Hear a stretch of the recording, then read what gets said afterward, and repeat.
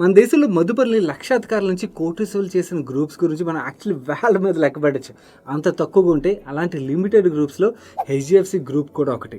HDFC twins, HDFC bank and HDFC limited ఈ రెండు stocks share హోల్డర్స్కి ఎంతలా వెల్త్ క్రియేట్ చేశాయంటే ఇయర్ 2000లోని ఈ రెండు కంపెనీస్లోని ఎవరైనా లక్ష చొప్పున 2 లక్షల రూపాయలు ఇన్వెస్ట్ చేసినట్టయితే ఆ 2 లక్షల ఒక వాల్యూ ఈరోజు అక్షరాల 2 కోట్ల రూపాయలు. ఇది 22% CAGR return. 22% CAGR return generally కొన్ని స్టాక్స్ మనకు షార్ట్ పీరియడ్లో డెలివర్ చేయొచ్చేమో, కానీ ఇంత లాంగ్ పీరియడ్లో డెలివర్ చేయడం అనేది అంత సాధారణ విషయం అయితే కాదు. అండ్ ఇంకో బ్యూటిఫుల్ పార్ట్ ఏంటంటే HDFC bank and HDFC limited ఒక మర్జర్ ఏదైతే జరుగుతుందో, ఈ మర్జర్ జరిగిన తర్వాత మనం ప్రపంచంలోనే ది లార్జెస్ట్ బ్యాంక్స్ అంటే మనకు గుర్తొచ్చే బ్యాంక్స్ ఏంటి? మోర్గన్ స్టాన్లీ, హెచ్ఎస్బిసి ఇలాంటి బ్యాంక్స్ గుర్తొస్తాయి కదా. అలాంటి పెద్ద బ్యాంకులన్నింటినీ వెనక్కి నెట్టి వరల్డ్లోనే 4th లార్జెస్ట్ బ్యాంక్ ఎమర్జ్ ఉన్నది. కాకపోతే సాడ్ పార్ట్ ఏంటంటే మన ఇండియన్ బ్యాంక్ ఇన్ని అచీవ్మెంట్స్ తను బ్యాక్ టు బ్యాక్ అచీవ్ చేస్తున్నా కూడా మన ఇండియన్స్కి యాక్చువల్లీ ఈ గ్రూప్ గురించి రియల్ స్టోరీ అంటే హెచ్డిఎఫ్సి బ్యాంక్ ఎలా స్టార్ట్ అయింది. యాక్చువల్లీ చాలామంది అనుకుంటారు హెచ్డిఎఫ్సి బ్యాంక్ అంతా బాగానే ఫండింగ్తో స్టార్ట్ అయింది అనుకుని, బట్ యాక్చువల్లీ వీళ్ళు స్టార్ట్ అయిన రియల్ జర్నీ ఏదైతే ఉన్నో చాలా ఇన్స్పైరింగ్ ఉంటుంది అండ్ చాలా తక్కువ మందికి తెలుసు. సో ఈరోజు నేను ప్రతి ఒక్క భారతీయుడికి గర్వకారణంగా నిలిచే ఇలాంటి గ్రూప్ యొక్క హిస్టరీ ఏదైతే ఉన్నదో దాని గురించి షేర్ చేయబోతున్నాను. వీడియోని చివరి వరకు చూడండి, చాలా ఇంట్రెస్టింగ్గా ఉంటుంది. అండ్ వీళ్ళ హిస్టరీతో పాటు ఇంకొక ఇంట్రెస్టింగ్ పాయింట్ కూడా టచ్ చేయబోతున్నాను. ఈ మర్జర్ ఏదైతే ఉన్నది, ఈ మర్జర్ తర్వాత ఈ గ్రూప్ యొక్క గ్రోత్ ప్రాస్పెక్ట్స్ ఎలా ఉండబోతున్నాయి అనేది కూడా చాలామంది కన్ఫ్యూజన్ ఉంటుంది. ఆ గ్రోత్ ప్రాస్పెక్ట్స్ పార్ట్ని కూడా టచ్ చేస్తాను. అండ్ వీడియో చూసినప్పుడు వీడియో నచ్చినట్టయితే వీడియోని లైక్ చేయండి. అండ్ అలాగే మీరు ఇదే ఫస్ట్ టైం సాయిపత్రి టాక్ ఛానల్కి వచ్చినట్టయితే ఇలాంటి interesting content every Tuesday and Friday evening follow అవడానికి ఛానల్ సబ్స్క్రైబ్ చేయండి. Let's deep dive into HDFC story now. Year 1992 అనగానే మీకు ఏం గుర్తొస్తుంది? మన రెగ్యులర్ మనీ పర్సన్స్కి అయితే హర్షద్ మెహతా స్కామ్ గుర్తొస్తుంది. ఎస్, ఇయర్ 1992లో హర్షద్ మెహతా స్కామ్ జరిగింది కదా. ఈ స్కామ్ జరిగినప్పుడు ఎక్కువగా నష్టపోయింది ఎవరు అంటే చాలామంది మాట్లాడేది స్టాక్ మార్కెట్ ఇన్వెస్టర్లనే మాట్లాడతారు. ఎస్, స్టాక్ మార్కెట్ ఇన్వెస్టర్లు నష్టపోయారు, కానీ యాక్చువల్లీ స్టాక్ మార్కెట్ ఇన్వెస్టర్ల కన్నా కూడా ఎక్కువగా నష్టపోయింది బ్యాంకింగ్ సెక్టర్ రిలేటెడ్గా డిపెండ్ అయి ఉన్న ప్రతి ఒక్కళ్ళు. అంటే మీలాంటి నాలాంటి ప్రతి ఒక్క కామన్ మ్యాన్ నష్టపోయారు. ఏంటి బ్యాంకింగ్ సెక్టర్ మీద డిపెండ్ అయి ఉన్న వీళ్ళందరూ ఎలా నష్టపోయారు అంటారా? మీకు ఇప్పుడు హోమ్ లోన్ ఒక ఇంట్రెస్ట్ రేట్ ఎంత? 8.5%. లాస్ట్ 1.5 ఇయర్లోని 6.5% నుంచి 8.5% పెరిగేసరికి చాలామంది మన ఇంట్రెస్ట్ రేట్లు హోమ్ లోన్ బాగా పెరిగిపోయాయని చెప్పి వరి అవుతున్నారు కదా. ఈ హర్షద్ మెహతా స్కామ్ అయిన తర్వాత హోమ్ లోన్ ఒక ఇంట్రెస్ట్ రేట్లు ఎంత పెరిగిపోయి తెలుసా? 18 to 20%. అది కూడా మంచి సిబిల్ స్కోర్ అంటే క్రెడిట్ స్కోర్ ఉన్న వాళ్ళకి వాళ్ళు ఛార్జ్ చేసే ఇంట్రెస్ట్ రేట్లు అంతలా పెరిగిపోయి ఎఫ్డి యొక్క ఇంట్రెస్ట్ రేట్లే 12%, 13% ఉండేవన్నమాట.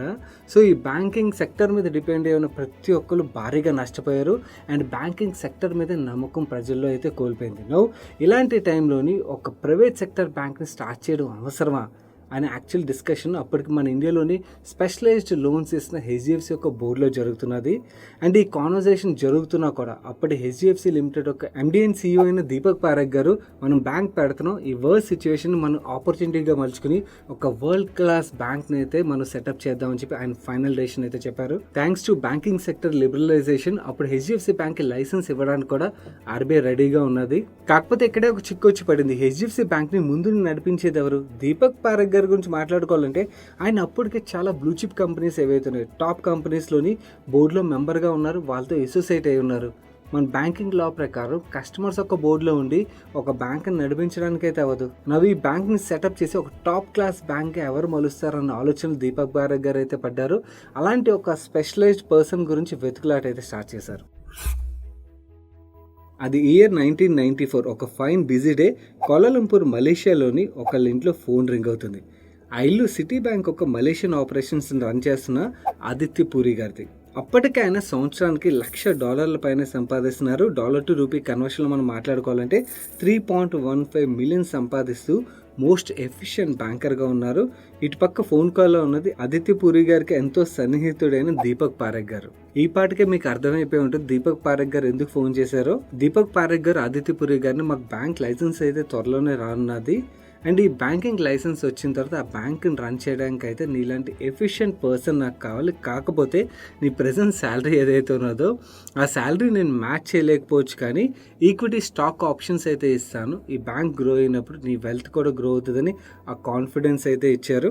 కాకపోతే ఆదిత్యపురి గారు వెంటనే ఎస్ చెప్పలేదు. ఆయన కొంచెం ఆలోచనలో పడ్డారు. ఎందుకంటే ఆయన ఇప్పుడున్న స్థాయి ఏదైతే రీచ్ అయ్యారో ఈ స్థాయికి రీచ్ అవ్వడానికి చాలా కష్టపడ్డారు. అండ్ తను ఇప్పుడున్న రోల్లోని ఇన్కమ్ మాత్రమే కాకుండా చాలా ప్రివిలేజెస్ కూడా దొరుకుతాయి. ఇప్పుడు ఈ ఆఫర్ యాక్సెప్ట్ చేసినట్టయితే రైట్ ఫ్రమ్ ద బిగినింగ్ మళ్ళీ కెరీర్ని రీస్టార్ట్ చేయాల్సి ఉంటుంది. జనరల్లీ ఇలాంటి సిచ్యువేషన్స్ ఎదురైనప్పుడు ఒక కంఫర్ట్ అండ్ ఒక లెవెల్ ఆఫ్ ఇన్కమ్ వస్తున్నప్పుడు ఎవరైనా కూడా నువ్వు చెప్తారు. ఎందుకంటే మళ్ళీ కెరీర్ బిగినింగ్ నుంచి రీస్టార్ట్ చేయాలంటే చాలా కష్టం కదా. కానీ ఇక్కడే లీడర్స్కి ఫాలోవర్స్కి మెయిన్ డిఫరెన్స్ క్రియేట్ అవుతుంది. ఆదిత్యపురి గారు ఈజ్ ఎ లీడర్. ఆయన బాగా ఆలోచించి దీపక్ పారేఖ్ గారిని ఐఎమ్ ఆన్ బోర్డ్, కాకపోతే నేను బ్యాంక్ని రన్ చేయడానికి నాకు ఫుల్ ఫ్రీడమ్ కావాలి, నో ఇంటర్ఫిరెన్స్ అని అడిగారు. దీనికి దీపక్ పారేఖ్ గారు కూడా కంప్లీట్లీ అగ్రీ అయ్యి ఆదిత్యపురి గారిని హెచ్డిఎఫ్సి బ్యాంక్కి సీఈఓ రోల్లో అపాయింట్ చేశారు. నా ఆదిత్యపురి గారి అపాయింట్మెంట్తో హెచ్డిఎఫ్సి బ్యాంక్ ఒక ఫస్ట్ సీఈఓ ఎవరన్నది ఒక క్లారిటీ అయితే వచ్చింది. కాకపోతే చైర్మన్ రోల్ని ఎవరు ఫుల్ఫిల్ చేస్తారు? దీపక్ పారేఖ్ గారు హెచ్డిఎఫ్సి బ్యాంక్ ఒక ఫస్ట్ చైర్మన్ కింద ఎవరిని అపాయింట్ చేశారు, ఆయన్ని ఎలా సెలెక్ట్ చేశారన్న విషయం మాట్లాడుకునే ముందు I want to know one thing from all of you guys. మీలో ఎంతమందికి హెచ్డిఎఫ్సి బ్యాంక్తో రిలేషన్ ఉన్నది? అంటే హెచ్డిఎఫ్సి బ్యాంక్లో అకౌంట్ ఉండడం కానీ, క్రెడిట్ కార్డు ఉండడం కానీ, ఆర్ లోన్ తీసుకోవడం, లేకపోతే హెచ్డిఎఫ్సి గ్రూప్లో ఇన్వెస్ట్ చేయడం కానీ చేసినట్టయితే కింద కామెంట్ సెక్షన్లో షేర్ చేయండి. అండ్ అలాగే హెచ్డిఎఫ్సి గ్రూప్ రిలేటెడ్గా మీ ఎక్స్పీరియన్స్ ఏంటో కూడా కామెంట్ సెక్షన్లో షేర్ చేయడం అయితే అసలు మర్చిపోకండి. దీపక్ పారేఖ్ గారు ఆదిత్యపురి గారికి ఆఫర్ ఇచ్చే టైంలోనే ప్యారలల్గా చైర్మన్ రోల్ కూడా ఆయన వెతకడం స్టార్ట్ చేశారు. ఆయన ఒక గట్టి నమ్మకం ఏంటంటే ఈ రోల్కి ఎస్ఎస్ ఠాకూర్ గారు పర్ఫెక్ట్ అని. ఈ ఎస్ఎస్ ఠాకూర్ గారు ఎవరంటే ఆర్బీఐలోని ఫారిన్ ఎక్స్చేంజ్ డిపార్ట్మెంట్ ఏదైతే ఉందో దాని ఫార్మర్ కంట్రోలర్. ఆయన తన రోల్లో ఉన్నప్పుడు ఏవైతే డెసిషన్స్ తీసుకున్నారో ఆ డెసిషన్స్ వల్ల హెచ్డిఎఫ్సి లిమిటెడ్ చాలా ర్యాపిడ్గా గ్రో అవ్వగలిగింది. ఆయన చాలా రెవల్యూషనరీ స్టెప్స్ అయితే తన రోల్లో ఉన్నప్పుడు అయితే తీసుకున్నారు. సో అందు గురించి హెచ్డిఎఫ్సి బ్యాంక్ ఒక ఫస్ట్ చైర్మన్గా ఆయన అపాయింట్ చేయాలని చెప్పి దీపక్ పారేఖ్ గారు గట్టిగా ఫిక్స్ అయిపోయి ఆయన కన్విన్స్ చేశారు. దీపక్ పారేఖ్ గారు తన హెచ్డిఎఫ్సి బ్యాంక్ రిలేటెడ్గా ఇప్పటివరకు తీసుకుంటున్న డెసిషన్స్ మీద చాలా కాన్ఫిడెంట్గా ఉన్నారు. MD and CEO role confirm అయిపోయింది, ఫౌండర్ చైర్మన్ రోల్ కన్ఫర్మ్ అయిపోయింది, లైసెన్స్ వచ్చేసింది, ఆఫీస్ స్పేస్ దొరికేసింది, ఆల్ సెట్. అండ్ ఫస్ట్ ఎంప్లాయీగా డిప్యూటీ జనరల్ మేనేజర్ రోల్ని ఫుల్ఫిల్ చేయడానికి వినోద్ ఎన్నమాడి కూడా రెడీగా ఉన్నారు. ఈయన దీపక్ పారేఖ్ గారికి మరొక క్లోజ్ ఫ్రెండ్. కాకపోతే వీళ్ళందరికీ ఒక్క విషయం మీద మాత్రం క్లారిటీ లేదు. నేను ఇప్పటివరకు హెచ్డిఎఫ్సి బ్యాంక్ అన్నాను కదా, అప్పట్లో వీళ్ళు ఏదైతే బ్యాంకింగ్ ఆపరేషన్స్ స్టార్ట్ చేద్దాం అనుకున్నారో అప్పుడు ఈ బ్యాంక్ ఒక పేరు హెచ్డిఎఫ్సి బ్యాంక్ కాదు, దానికి ఏం పేరు పెడదామా అని చెప్పి చాలా కన్ఫ్యూజన్లో ఉన్నారు. ఎందుకంటే హెచ్డిఎఫ్సి లిమిటెడ్ ఏదైతే ఉన్నదో మోర్టగేజ్ కంపెనీగా చాలా మంచి బ్రాండ్ నేమ్ని బిల్డ్ చేసుకున్నది. ఇప్పుడు పెట్టబోయే బ్యాంక్ ఏదైతే ఉన్నదో ఈ హెచ్డిఎఫ్సి లిమిటెడ్ ఒక బ్రాండ్ నేమ్ నిలబెట్టగలదా? అంటే సేమ్ హెచ్డిఎఫ్సి అని చెప్పి ట్యాగ్ చేయగలిగినట్టయితే.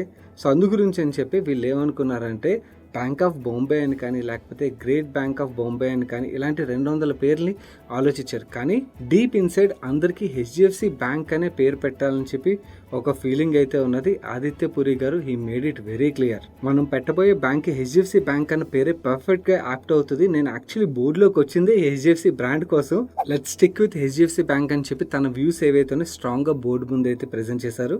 దీనికి మిగిలిన మెంబర్స్ అందరూ కూడా ఎగ్రీ అయ్యారు. So finally the day has come. Year 1994 ఆగస్ట్లోని హెచ్డిఎఫ్సి బ్యాంక్ని ఇన్కార్పొరేట్ చేశారు. కరెక్ట్గా అక్కడ నుంచి 4 నెలల తర్వాత ఇయర్ 1995 జాన్ నుంచి స్కెడ్యూల్ కమర్షియల్ బ్యాంక్ ఆపరేషన్స్ అయితే స్టార్ట్ చేసింది HDFC bank. Finally HDFC bank ఒక బ్యాంకింగ్ ఆపరేషన్స్ అయితే స్టార్ట్ అయిపోయి. బట్ ఈ ఆపరేషన్స్ ఎక్కడ స్టార్ట్ అయ్యి ఇదే చాలా inspiring part of the story. దీని గురించి డిస్కస్ చేసుకునే ముందు మన ఈరోజు వీడియో ఒక స్పాన్సర్ మ్యాక్స్ లైఫ్ గురించి అయితే మీకు చెప్పాలి. చాలామంది యాక్చువల్లీ ఎర్నింగ్ మెంబర్ ఎవరైతే ఉంటారో ఫ్యామిలీస్లోని వాళ్ళకి ఏదైనా రిస్క్ జరిగినట్టయితే వాళ్ళ ఫ్యామిలీస్ అన్ని ట్రబుల్లో పడిపోతుంటాయి, ఫైనాన్షియలీ చాలా ఇబ్బందులు పడుతుంటారు. అలా ఫ్యామిలీస్ ఫైనాన్షియల్ ఇబ్బంది పడకుండా కాపాడేందుకు the best solution is term insurance plan. Term insurance ప్లాన్లో ఏంటంటే చాలా తక్కువ ప్రీమియంకే చాలా ఎక్కువ సమ్ ఇష్యూడ్ వస్తుంది. మ్యాక్స్ లైఫ్ వాళ్ళు అయితే ఏకంగా ₹1,00,00,000 సమ్ ఇష్యూని ₹700 పర్ మంత్ ప్రీమియంకి వీళ్ళు ఆఫర్ చేస్తున్నారు. అండ్ ఇక్కడ ఇంకొక బ్యూటిఫుల్ పార్ట్ చెప్తాను. చాలా మంది వాళ్ళు టర్మ్ ప్లాన్కి పే చేసే ప్రీమియం ఏదైతే ఉన్నదో అది వేస్ట్ అయిపోయిందని చెప్పి ఫీల్ అవుతుంటారు. వీళ్ళు 0 కాస్ట్ టర్మ్ ప్లాన్ అని చెప్పి మన ప్రీమియమ్స్ వేస్ట్ అవ్వకుండా ఉండేటటువంటి టర్మ్ ప్లాన్ కూడా వీళ్ళు ఆఫర్ చేస్తున్నారు. అండ్ వీళ్ళు సాలరీడ్ పీపుల్, బిజినెస్ మ్యాన్కి మాత్రమే కాకుండా ఈవెన్ హౌస్ వైఫ్స్ కూడా వీళ్ళు టర్మ్ ప్లాన్ అయితే ఆఫర్ చేస్తున్నారు. అడిషనల్గా accidental death benefit rider and critical illness వచ్చి చాలా మంది చనిపోరు, బతుకుంటారు. అలాంటి ఇలాంటి టైంలో వాళ్ళకి కవరేజ్ ఇవ్వడం గురించి అని చెప్పి క్రిటికల్ ఇల్నెస్ బెనిఫిట్ రైడర్ ఇలాంటి రైడర్స్ కూడా ఆఫర్ చేస్తున్నారు. With industry best claim settlement ratio 99.5% claim settlement ratio maintain చేస్తూ మీకు ఒకవేళ టర్మ్ ప్లాన్ అయినట్టయితే మ్యాక్స్ లైఫ్ ఒక టర్మ్ ప్లాన్ అయితే తప్పకుండా తీసుకోండి. కింద కామెంట్ సెక్షన్లో లింక్ ఉంచుతాను. లింక్ క్లిక్ చేయడం ద్వారా మీరు ఆ ప్లాన్ అయితే తీసుకోవచ్చు. మీరు చాలామంది ఇంటర్నెట్లో సర్క్యులేట్ అయిన ఈ మీమ్స్ అయితే చూసే ఉంటారు. గూగుల్ స్టార్ట్ అయింది ఇంత చిన్న షెడ్లోని, అమెజాన్ స్టార్ట్ అయింది బేస్మెంట్లోని అని చెప్పి. అలా స్టార్ట్ అయిన ఈ కంపెనీస్ అన్ని ఇప్పుడు పెద్ద పెద్ద కంపెనీసే ప్రపంచాన్నే వెళ్తున్నాయి కదా. ఇలాంటి కాకే హెచ్డిఎఫ్సి బ్యాంక్ కూడా వస్తుంది. ఎందుకంటే హెచ్డిఎఫ్సి బ్యాంక్ స్టార్ట్ అయినప్పుడు వాళ్ళ బ్యాక్ ఆఫీస్ మొత్తం ఒక లారీ షెడ్లో ఉండేది. మార్నింగ్ లారీస్ అన్ని వెళ్ళిపోయిన తర్వాత వీళ్ళు బ్యాక్ ఎండ్ ఆపరేషన్ స్టార్ట్ చేసుకున్నారు అక్కడ. మళ్ళీ నైట్ అయితే అదొక పార్కింగ్ లాట్గా అయితే మారిపోయేది. పవర్ కట్స్తో ఫ్లోర్ అంతా వైర్స్తో పాత కంప్యూటర్స్ వాడుతూ కూడా పనులు ముందుకు నడిపించేవారు. కొత్తగా జాయిన్ అయిన ఎంప్లాయీస్ కి ట్రైనింగ్ ఇవ్వడానికి మీటింగ్ రూమ్ కూడా లేదు వీళ్ళ దగ్గర. అప్పట్లోని ఒక చెట్టు కింద ట్రైనింగ్ ఇచ్చేవారంట. నేను ఇప్పుడు మీకు చెప్పింది 2 ఎగ్జాంపుల్స్ మాత్రం. ఇలాంటి చాలా కష్టాలు పడే వీళ్ళు ఈ ఆపరేషన్స్ని అయితే కొనసాగించినట్టుగా ఏ బ్యాంక్ ఫర్ ఏ బక్ అన్న బుక్లోని హెచ్డిఎఫ్సి బ్యాంక్ ఒక హిస్టరీ గురించి అయితే క్లియర్గా రాశారు. అండ్ ఇక్కడ నేను ఒక విషయంలో అయితే మీకు క్లారిటీ ఇవ్వాలి. వీళ్ళు లారీ షెడ్లో స్టార్ట్ చేశారు, ట్రైనింగ్స్ ఏమో చెట్టు కింద ఇస్తున్నారని చెప్పి కస్టమర్ ఎక్స్పీరియన్స్ కూడా ఎలాగే ఇచ్చారు అనుకుంటారేమో. లేదు, వీళ్ళు బ్యాక్ అండ్ ఆపరేషన్స్ రిలేటెడ్గా వీళ్ళు పడిన స్ట్రగుల్స్ ఇవి. బట్ ఫ్రంట్ ఎండ్ విషయంకి వచ్చేసరికి వీళ్ళ కస్టమర్స్కి one of the best in class experience అయితే వీళ్ళు ప్రొవైడ్ చేసేవారు. వీళ్ళు best in class customer service experience provide చేయడానికి వెనకాల కారణం ఆదిత్య పురి గారు. ఎందుకంటే ఆయన ఫారెన్ బ్యాంక్స్లో వర్క్ చేశారు కదా, ఆ ఎక్స్పీరియన్స్ ఏదైతే ఉన్నదో దాన్ని ఇక్కడ క్లియర్గా ఇంప్లిమెంట్ చేశారు. సో దట్ వీళ్ళ కస్టమర్స్కి అలాంటి సర్వీసెస్ ప్రొవైడ్ చేయడం అయితే స్టార్ట్ చేశారు. అండ్ అప్పటికే మన ఇండియాలో సక్సెస్ఫుల్గా రన్ చేసిన పబ్లిక్ సెక్టర్ బ్యాంక్స్ ఏవైతే ఉన్నాయో వీళ్ళకి నెంబర్ ఆఫ్ బ్రాంచెస్ ద్వారా డిస్ట్రిబ్యూషన్ నెట్వర్క్ అయితే చాలా బాగుండేది. మనీ కూడా వీళ్ళ దగ్గర ఉండేది, కానీ వీళ్ళ దగ్గర మంచి ప్రొడక్ట్స్ ఉండేవి కాదు. అదే అప్పటికి మన ఇండియాలో బ్యాంకింగ్ సర్వీసెస్ ఆఫర్ చేసే ఫారెన్ బ్యాంక్స్ విషయంకి వచ్చేసరికి వీళ్ళ దగ్గర మంచి ప్రొడక్ట్స్ ఉండేవి, కాకపోతే వీళ్ళ దగ్గర డిస్ట్రిబ్యూషన్ నెట్వర్క్ ఉండేది కాదు. సో ఈ గ్యాప్ ఏదైతే ఉన్నదో ఈ గ్యాప్ని ఫుల్ఫిల్ చేయగలిగినట్టయితే HDFC bank definitely will become one of the largest bank అని ఆయనకైతే క్లియర్గా అర్థమైపోయింది. సో అందు గురించి అని చెప్పి మంచి ప్రొడక్ట్స్ అండ్ సర్వీసెస్ ప్రొవైడ్ చేయడంతో పాటు మంచి డిస్ట్రిబ్యూషన్ నెట్వర్క్ని కూడా ఆయన బిల్డ్ చేయడం స్టార్ట్ చేశారు. అండ్ ఈ హెచ్డిఎఫ్సి బ్యాంక్ని మోస్ట్ ప్రాఫిటబుల్ అండ్ అలాగే స్ట్రాంగ్ బ్యాంక్గా మలచాలని చెప్పి ఆదిత్య పురి గారు ఫస్ట్ నుంచి ఫ్యూ స్టెప్స్ అయితే చాలా కేర్ఫుల్గా తీసుకునేవారు. ఏదైనా బ్యాంక్ చాలా మంచి ప్రాఫిట్స్ చూడాలంటే వాళ్ళ కాసా బుక్ బాగా ఉండాలి. కాసా బుక్ అంటే ఏంటి? Current account, saving account, balance అన్నమాట.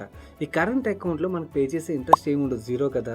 సేవింగ్ అకౌంట్ విషయంకి వచ్చేసరికి వాళ్ళు పే చేసే ఇంట్రెస్ట్ ఎంత 3%, 4% మధ్యలో ఉంటుంది. బట్ ఈ current account, saving account book ఏదైతే ఉందో దీని మీద బ్యాంక్ సంపాదించే డబ్బులు చాలా ఎక్కువ ఉంటాయి. ఎఫ్డి మీద సంపాదించే దానికన్నా కూడా కాసా బుక్ మీద సంపాదించే డబ్బులు ఎక్కువగా ఉంటాయి. కాబట్టి వీళ్ళు కాసా బుక్ని బిల్డ్ చేయడం కోసం అని చెప్పి ఫాలో అయిన స్ట్రాటజీ ఏంటంటే అప్పట్లోని ఇండియన్ ఐటీ సెక్టర్ బాగా గ్రో అవడం చూసి ఐటీ సెక్టర్లో ఎంప్లాయీస్ ఎవరైతే ఉంటారో వీళ్ళకి జీరో బ్యాలెన్స్కి అంటే లో కాస్ట్కి శాలరీ అకౌంట్ ఆఫర్ చేసినట్టయితే మనకి సేవింగ్ అకౌంట్ బుక్ బాగా బిల్డ్ అవుతుందని సేవింగ్ అకౌంట్ బుక్ బిల్డ్ చేశారు. అండ్ కరెంట్ అకౌంట్ విషయంకి వచ్చేసరికి ఏవైతే ఎంప్లాయీస్కి సేవింగ్ అకౌంట్స్ ఆఫర్ చేస్తారో ఆటోమేటిక్గా కంపెనీస్ యొక్క అకౌంట్స్ని కూడా ఎక్వైర్ చేసేస్తారు కదా. కంపెనీ అకౌంట్స్ ఎక్వైర్ చేయడంతో పాటు హెచ్డిఎఫ్సి బ్యాంక్ స్మార్ట్గా ఏం చేసిందంటే పెద్ద పెద్ద కంపెనీలు మాత్రమే కాకుండా చిన్న చిన్న బిజినెస్లు కూడా ఉంటాయి కదా, ఈ చిన్న బిజినెస్ స్మాల్ స్కేల్ బిజినెసెస్ ఏవైతే ఉంటాయి వీళ్ళ మీద ఎక్కువగా పిఎస్యూ బ్యాంక్స్ మాత్రమే ఫోకస్ చేసేవి. కాకపోతే పిఎస్యూ బ్యాంక్స్ ఒక సర్వీసెస్ ఎలా ఉంటాయో తెలుసు కదా, ప్రైవేట్ బ్యాంక్స్ పెద్దగా సర్వీసెస్ ఆఫర్ చేసేవి కాదు. వీళ్ళని ఎక్వైర్ చేయడం కోసం అని చెప్పి వీళ్ళు ఫ్రీగా పిఓఎస్ మిషన్స్ ప్రొవైడ్ చేయడం అండ్ అలాగే రిసిప్ట్ ప్రింటర్స్ ఇలాంటివి ఫ్రీగా ప్రొవైడ్ చేయడంతో వీళ్ళు ఈవెన్ స్మాల్ స్కేల్ బిజినెస్ ఓనర్స్ని కూడా ఎక్వైర్ చేయడం వల్ల ఓవరాల్గా మల్టిపుల్ కేటగిరీ ఆఫ్ కస్టమర్స్ ఒక పోర్ట్ఫోలియోని వీళ్ళు బిల్డ్ చేశారు. అండ్ ఈ హెచ్డిఎఫ్సి బ్యాంక్ ఇంకొక బెస్ట్ పార్ట్ ఏంటో చెప్పాలా, వీళ్ళు one of the lowest NPA రేషియోని మెయింటైన్ చేసేవారు. ఎవరికైతే ఎన్పిఏ అంటే ఏంటో తెలియదో, ఏవైతే బ్యాంక్స్ అప్పులు ఇస్తే వాళ్ళు ఇచ్చే టోటల్ అప్పుల్లోని ఎంతవరకు రికవర్ చేసుకోగలిగారు, ఎంత పర్సంటేజ్ రికవర్ చేయలేకపోయారు అన్నది మనకి ఆ ఎన్పిఏ పర్సంటేజ్ అనేది నాన్ పర్ఫార్మింగ్ అసెట్ పర్సంటేజ్ అనేది చెప్తుంది. మిగిలిన బ్యాంక్స్తో కంపేర్ చేసినట్టయితే always HDFC bank lowest NPA percentage maintain చేయడం వల్ల మోస్ట్ ప్రాఫిటబుల్ బ్యాంక్గా అయితే మారింది. అండ్ వీళ్ళ ప్రాసెస్ ఎంత స్ట్రాంగ్గా ఉండేవంటే మీరు అబ్జర్వ్ చేసినట్టయితే ఎవరైతే డిఫాల్టర్స్ అంటే ఫారెన్ పారిపోయి అంటే బ్యాంకులతో డబ్బులు తీసుకుని ఫారెన్ పారిపోయిన వాళ్ళు ఉన్నారో వాళ్ళకి అప్పులు ఇచ్చిన బ్యాంక్స్ టాప్ బ్యాంక్స్ ఒక పేర్లు చూస్తున్నట్టయితే మీకు హెచ్డిఎఫ్సి బ్యాంక్ ఎక్కడ కనబడదు. ఒకవేళ ఇచ్చినా కూడా చాలా తక్కువ అమౌంట్ ఉంటుంది. విజయ్ మాల్యా కేసు అయితే చూడండి, ఆయన బ్రూవరీ బిజినెస్ ఏదైతే ఉన్నదో లిక్కర్ బిజినెస్కి వీళ్ళు అప్పు ఇచ్చారు, ఎందుకంటే అది ప్రాఫిటబుల్ బిజినెస్. బట్ ఆయన ఎయిర్లైన్ బిజినెస్కి వీళ్ళు పెద్దగా అప్పులు ఇవ్వలేదు. మనకి వాళ్ళ ఎయిర్లైన్ బిజినెస్కి అప్పులు ఇచ్చిన బ్యాంక్స్ చూసినట్టయితే మోస్ట్లీ పిఎస్యూ బ్యాంక్స్, కొన్ని ప్రైవేట్ బ్యాంక్స్ కనబడతాయి. వేరే హెచ్డిఎఫ్సి బ్యాంకు వీళ్ళ ప్రాసెస్ స్ట్రాంగ్గా ఉండడం వల్ల అలాంటి డిఫాల్టర్స్ అన్నింటినీ అవాయిడ్ చేయడంతోనే one of the most profitable బ్యాంక్గా మారింది. అండ్ ఈ హెచ్డిఎఫ్సి బ్యాంక్ పరంగా ఆదిత్య పురి గారు చేసిన ఇంకొక బెస్ట్ పార్ట్ ఏంటంటే కోర్ బ్యాంకింగ్ ఆపరేషన్స్ మీద మాత్రమే కాకుండా క్రాస్ సెల్లింగ్ మీద కూడా అగ్రెసివ్గా ఫోకస్ చేశారు. క్రాస్ సెల్లింగ్ అంటే ఏంటి? వీళ్ళ బ్రాంచెస్ ఏవైతే ఉన్నాయో ఈ బ్రాంచెస్లో ఇన్సూరెన్స్ ప్రొడక్ట్స్ సెల్ చేయడం, మ్యూచువల్ ఫండ్ ప్రొడక్ట్స్ సెల్ చేయడం, ఇలా వేరియస్ అదర్ ప్రొడక్ట్స్ సెల్ చేయడం ద్వారా కూడా వీళ్ళ కస్టమర్స్ యొక్క నీడ్స్ ఫుల్ఫిల్ చేయడంతో పాటు బ్యాంక్ కూడా చాలా మంచి రెవెన్యూని అయితే సంపాదిస్తుండేది. ఇలా క్లయింట్స్ కి best in class services offer చేయడంతో పాటు హెచ్డిఎఫ్సి బ్యాంక్ ఈ జర్నీలో చాలా మైల్ షోస్ ని అచీవ్ చేసింది. అందులో ముఖ్యంగా మనం మాట్లాడుకోవాలంటే వీళ్ళు బ్యాంకింగ్ ఆపరేషన్ స్టార్ట్ అయిన 1 year లోనే వీళ్ళు పబ్లిక్ మార్కెట్స్ కి ఐపీఓగా వచ్చారు. అండ్ ఐపీఓగా వచ్చిన HDFC bank 55 times over subscribe అయింది. అండ్ ఇది మాత్రమే కాకుండా ఇయర్ 1999లోని టైమ్స్ బ్యాంక్ ఏదైతే ఉందో దాన్ని విలీనం చేసుకున్నారు. అండ్ 2008లోని సెంచురియన్ బ్యాంక్ని కూడా వీళ్ళు ఎక్వైర్ చేశారు. అండ్ 2013-14లో వీళ్ళు క్రెడిట్ కార్డ్ ఇష్యూన్స్లో మార్కెట్ లీడర్గా మారారు. ఇలాంటి వేరియస్ బిజినెస్ అచీవ్మెంట్స్తో పాటు బ్యాంక్కి ఆదిత్య పురి గారికి ఎన్నో అవార్డ్స్ అండ్ రికగ్నైజేషన్స్ కూడా ఈ జర్నీలో అయితే వచ్చి మీరు ఇక్కడ స్క్రీన్ మీద చూడొచ్చు. సో ఇది హెచ్డిఎఫ్సి బ్యాంక్ ఒక హిస్టరీ. నో ఈ మర్జర్ తర్వాత ఫ్యూచర్ ఎలా ఉండబోతుందని చెప్పి చాలా మందికి అయితే క్వశ్చన్స్ ఉన్నాయి మైండ్లోని. నా పర్సనల్ వ్యూ విషయంకి వచ్చేసరికి బ్యాంకింగ్ సెక్టర్లోని మనం యాక్చువల్లీ గ్రోత్తో పాటు సేఫ్టీని చూడడం కూడా చాలా ఇంపార్టెంట్. బ్యాంక్ ఒక సైజ్ పెరిగే కొద్దీ మనకు సేఫ్టీ రిలేటెడ్గా చాలా కంఫర్ట్ వస్తుంది. జనరలీ బ్యాంక్ ఒక బ్యాలెన్స్ షీట్ సైజ్ బాగా పెరిగిందనుకోండి, వాళ్ళు ఏదైతే క్యాపిటల్ రేస్ చేస్తారో ఆ క్యాపిటల్ని చాలా లో కాస్ట్లో రేస్ చేయగలుగుతారో, ఆ పవర్ పెరుగుతుంది. అండ్ బ్యాలెన్స్ షీట్ సైజ్ పెరిగే కొద్దీ వీళ్ళు ఏవైతే లోన్స్ ఇస్తారో హై టికెట్ లోన్స్ కూడా ఇవ్వగలుగుతారు.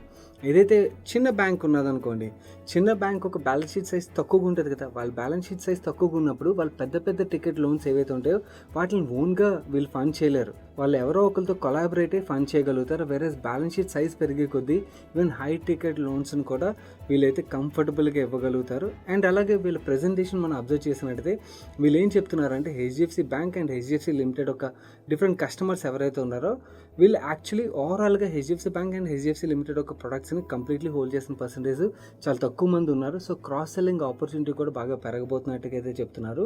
Yes, these are the positive parts. But చాలామంది ఇన్వెస్టర్స్ మైండ్లో ఉండే డౌట్ ఏంటంటే గ్రోత్ పరంగా ఇంతకుముందు ఏదైతే గ్రోత్ డెలివర్ చేశారో సిమిలర్ పర్సెంటేజ్ టర్మ్స్లో గ్రోత్ డెలివర్ చేయలేరేమోనని. ఎస్, సైజ్ పెరిగే కొద్దీ పర్సెంటేజ్ టర్మ్స్లో మనం మాట్లాడుకోవాలంటే గ్రోత్ అన్నది తక్కువగా కనపడుతుంది. చిన్న బ్యాంక్స్తో కంపేర్ చేసినట్టయితే అంత హైయెస్ట్ పర్సెంటేజ్లో వీళ్ళు గ్రోత్ డెలివర్ చేయలేకపోవచ్చేమో.